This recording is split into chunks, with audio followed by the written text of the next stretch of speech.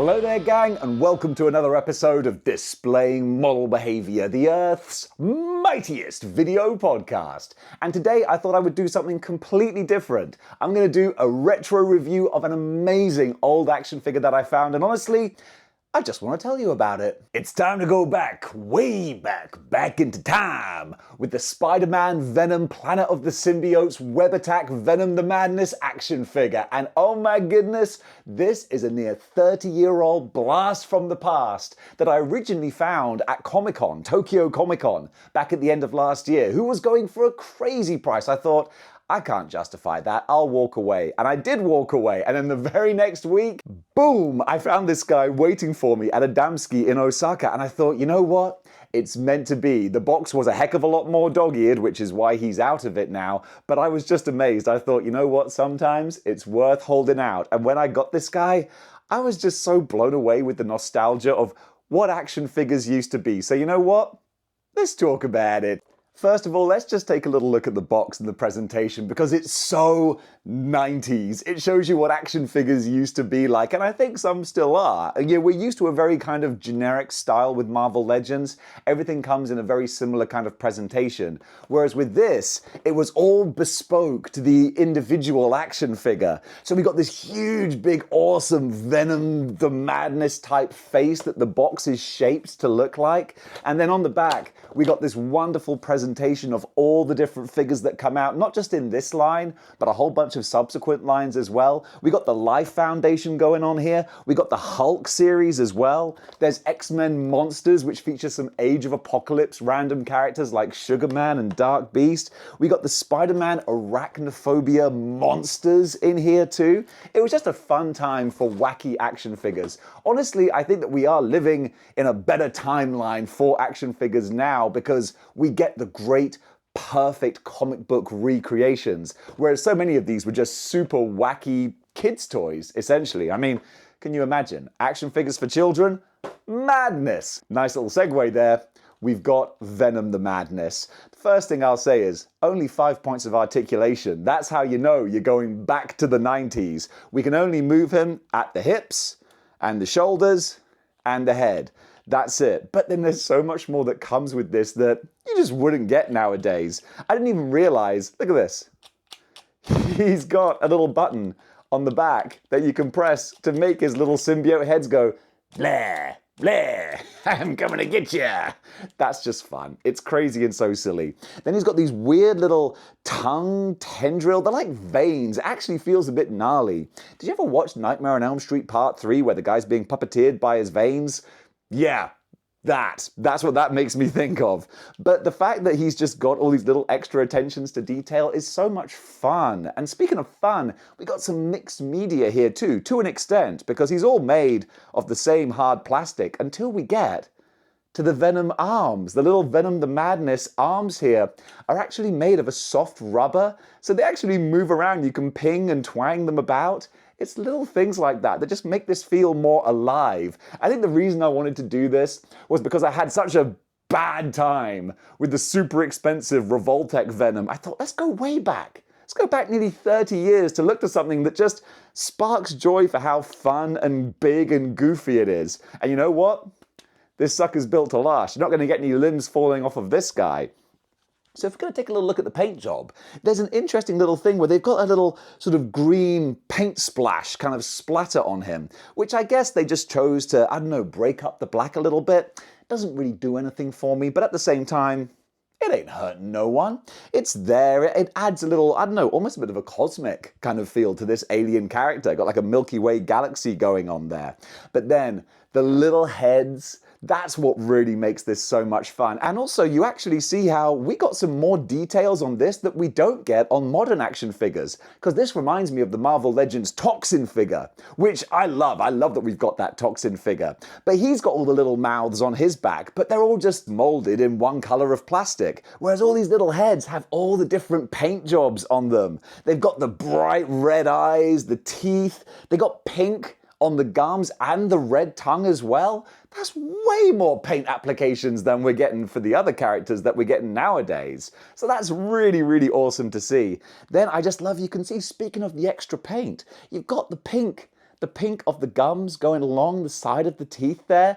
And also, like the arms on the back, he's got a slightly softer rubber tongue that you can manipulate too. So the only thing this really has going against it is just the limited articulation. And that is a big shame, because it would be lovely if you could have more freedom in posing him. I'd love a waist swivel, or at least knee and elbow bends would be great, but I guess that's a sacrifice you make. But when you just have this guy posed on the shelf, he's so much fun. So you don't have the satisfaction, being a modern action figure collector, of being able to put him in dynamic poses and really enjoy getting creative with how you're going to position him. But even if you do get a little bit creative, you can mix it up a little bit. You can have sort of one leg back, kind of at an angle, sort of lunging. He doesn't have to be just standing there static. So you can have some creativity.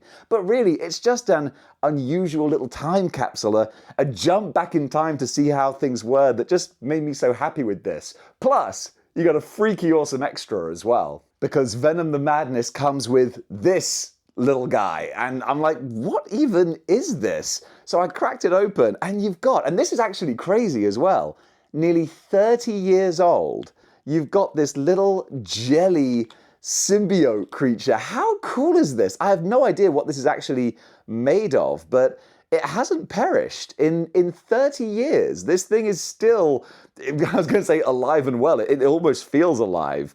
And this feels like one of those octopus things that you throw at the window and it sort of slides down. But this is just so much fun. We take a close look here. You can see the actual symbiote teeth and face. This is awesome. You ain't gonna get this in modern action figures. So much fun. I'm gonna put him back in his little protective thing here. And you can see even the protective case has the Venom face sculpted onto it. It's really crazy. This is something that I guess, you know, action figure producers and manufacturers were thinking, how can we make kids think this is cooler? How can we throw something else in as like a gimmick? This is a cool gimmick. And I'm just amazed that whatever this thing is, it still feels kind of moist and kind of liquidy after 30 years of sitting in a warehouse somewhere, probably.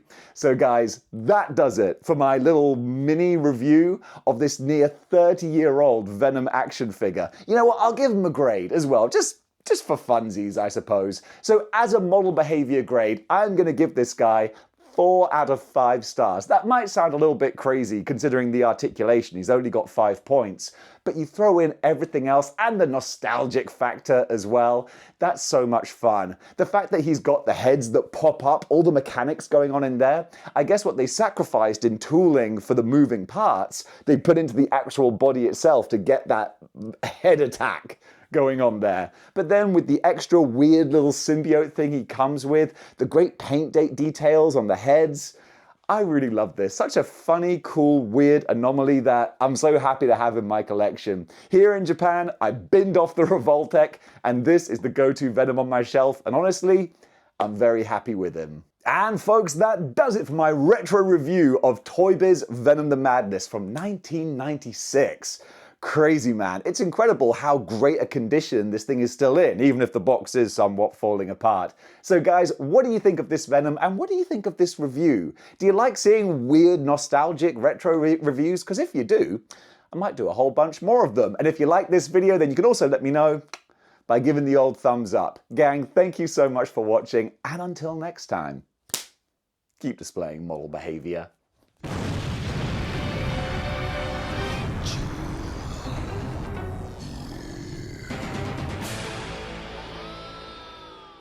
And now a quick shout out to this episode's sponsor, legendsverse.com. This is a brand new Marvel Legends curation website that honestly, I think it's got all the tools that every new Marvel Legends fan needs and every old Marvel Legends fan needs. But not just that, they also have sections for other action figure lines such as G.I. Joe, Mafex, and a whole bunch of other ones as well. Now, there are a few different action figure cataloging sites out there. One thing that I really like about this one is that not only do they have comprehensive articles for each figure that's been released throughout the years, but also they've got different sections where you can make and curate your own teams. It helps you categorize and coordinate coordinate what figures you still need, which ones you're expecting, and which ones you've ordered for each different subline and group. Because there's also kind of a gallery section where you can post pictures of your displays and whatnot. It's a really fun setup. So I highly recommend, if you're collecting your Marvel Legends or any other lines and you want help curating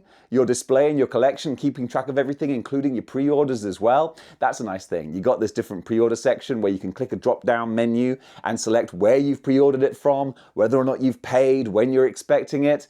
For someone as scatterbrained as me, that's a real big bonus right there. So yeah, go and check out legendsverse.com. The link is going to be in the description below. And if you're just using the free service, then you get all that good stuff right there. And if you love what they're doing, then you can pay a little one-off fee and then you can get all the extra features as well. I'm very selective as to who I kind of do sponsorship things with, because I don't want to be putting the Model Behavior brand next to something that I'm not confident with. But after talking to the gentleman who runs this website, really good guy, dude, shout out to you, and actually playing around with what you do there, I thought, you know what? Yeah, this gets the boom seal of Model Behavior. So Legends collectors, go check this site out.